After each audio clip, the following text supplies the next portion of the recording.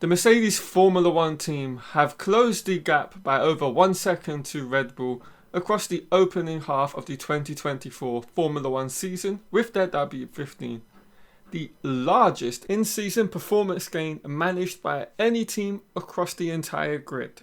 And this has helped them close the gap not only on track in performance terms, but in both the drivers' and constructors' championships.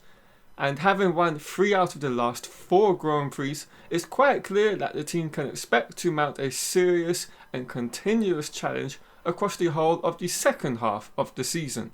And to showcase how impressive an achievement that's been, here's a graph that perfectly highlights their performance across the first 5 races.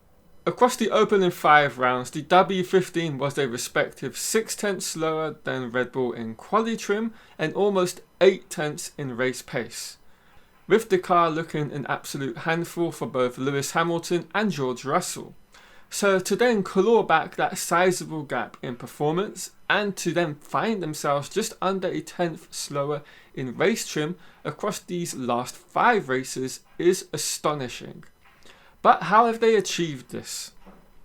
Well, it's been achieved by a steady introduction of upgrades across the season thus far, with the team landing slap bang in the middle of the table for the amount that they have brought to their car.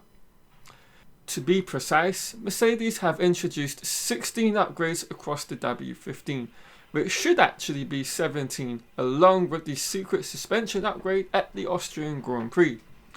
A far cry from Aston Martin's massive 29 parts that they've brought to their AMR24.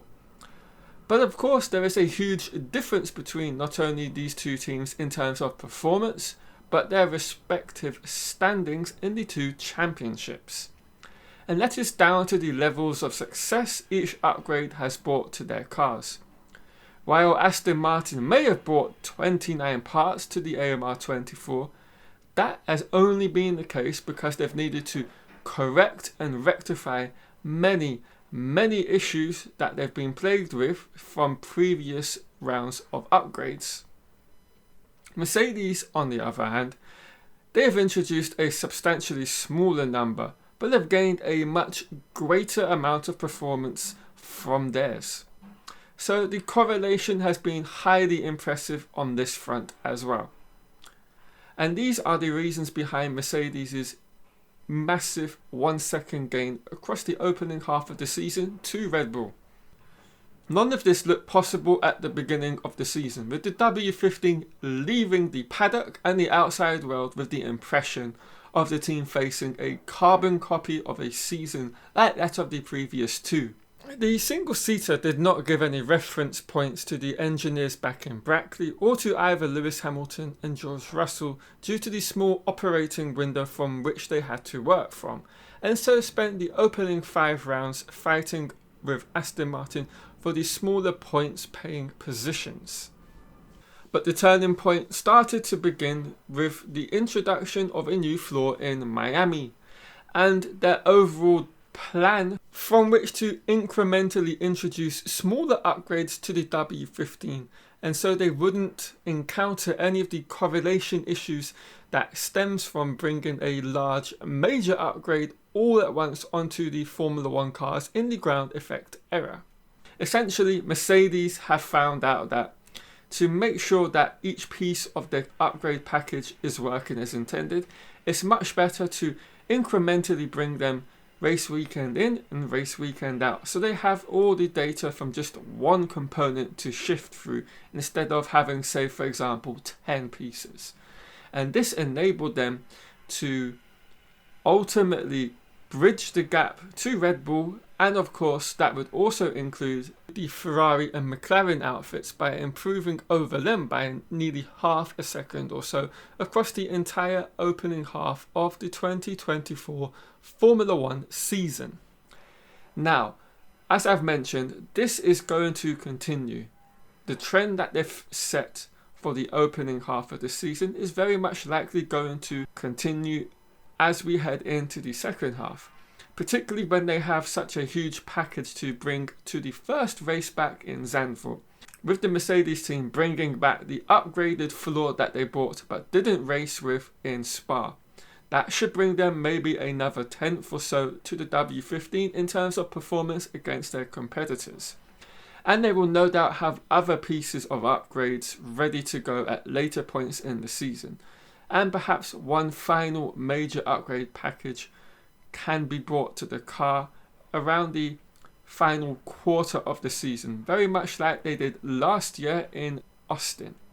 And so Mercedes can pull off one of those miraculous in-season recoveries from which we hardly ever see across an entire season. And I'm talking about the one similar to what Ferrari experienced and did with Kimi Raikkonen when he first joined their team back in 2007. They were an absolute mile off the leading pace for the majority of the first half of the season. But then they too brought this massive upgrade and it changed and turned their fortunes around. And he went on to win the world title in the last race of the season. I feel with how competitive things looked at the end of the first half, this could be very much the case for what we could be seeing play out in the second half of the season. I think it's not too far-fetched from what we've seen to perhaps suggest and very slowly and quietly speak about this particular outcome for the Mercedes team. And that would be one of the most impressive and major turnarounds in a Formula One kind of era, in this ground effect era, for example. So things are looking exceptionally bright and exciting for not only the team, but the fans of the team and drivers respectively. I would fully expect you all to be having an exciting second half of the season with the two drivers fighting constantly for the top positions, not only in qualifying but across all of the race weekends, and fighting for victories. That is an absolutely remarkable turnaround considering the beginning of this season and where they found themselves. I feel only a couple of teams can actually pull such a turnaround as this, and Mercedes is one of those, as has been demonstrated. And for 2025, things should be even better for the team, with them having now had such a steady base for them to create and design their W16 around. So 2025 could be a fantastic season with them fighting for the championship. I'm going to end the video here, guys. I hope you've all enjoyed it. If you have, do leave a like, comment down below, and of course, if you're new and have enjoyed the content, subscribe for more Formula One videos.